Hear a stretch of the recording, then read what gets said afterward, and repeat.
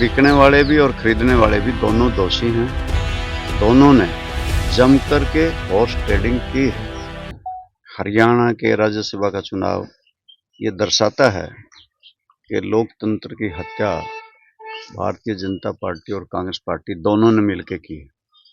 केवल हरियाणा प्रदेश ही नहीं, उड़ीसा में कांग्रेस पार्टी के तीन विधायकों ने क्रॉस वोटिंग की है और बिहार में 3 कांग्रेस विधायक अनुपस्थित रहे हैं और हरियाणा में बिक्री लगी है और उसमें 9 विधायक कांग्रेस पार्टी के बिके हैं और भारतीय जनता पार्टी ने खरीदे हैं। दोनों ही पार्टियों ने, बिकने वाले भी और खरीदने वाले भी दोनों दोषी हैं। दोनों ने जम कर के हॉर्स ट्रेडिंग की है और हरियाणा प्रदेश इस बात में शर्मसार हुआ है। गोकुल सेतिया कह रहे हैं कहीं ना कहीं कार्य बर्खास्त होने चाहिए 5 विधायक जिन्होंने की।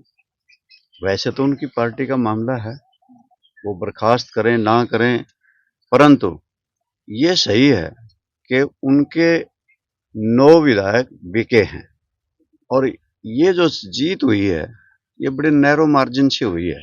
आपको पता ही है कि भारतीय जनता पार्टी का भी एक वोट कैंसिल हुआ है और इस प्रकार से लगता है कि कांग्रेस पार्टी 37 विधायकों को लेकर के चौधरी भूपेंद्र सिंह जी हुड्डा गए और जाकर के हिमाचल के कहीं कुफरी में, कहीं शिमला में बड़े बड़े होटलों में रखे। एक रात दिन का खर्चा 30-30 लाख रुपया आया और हुड्डा साहब का भी वो जो उनका कंट्रोल था, उनके कंट्रोल से ये बात बाहर हो गई, उनके नियंत्रण से बाहर हो गई। वो बड़े दावे करते थे, वो कहते थे 37 के 37 विधायक वोट हमारे पक्ष में पोल करेंगे, तो 37 में से बस में भी इकट्ठे गए, इकट्ठे रहे, इकट्ठे खाना खाया और जब वोटिंग हुई तो 9 विधायक बिक गए।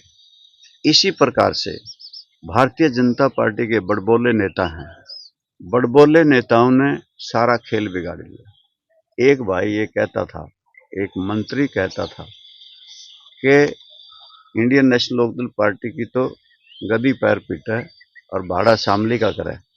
यही बात उचाना की मंडी में हुई जनसभा में मुख्यमंत्री ने कहा कि इन्होंने, इस मंत्री ने बहुत अच्छी बात कही है।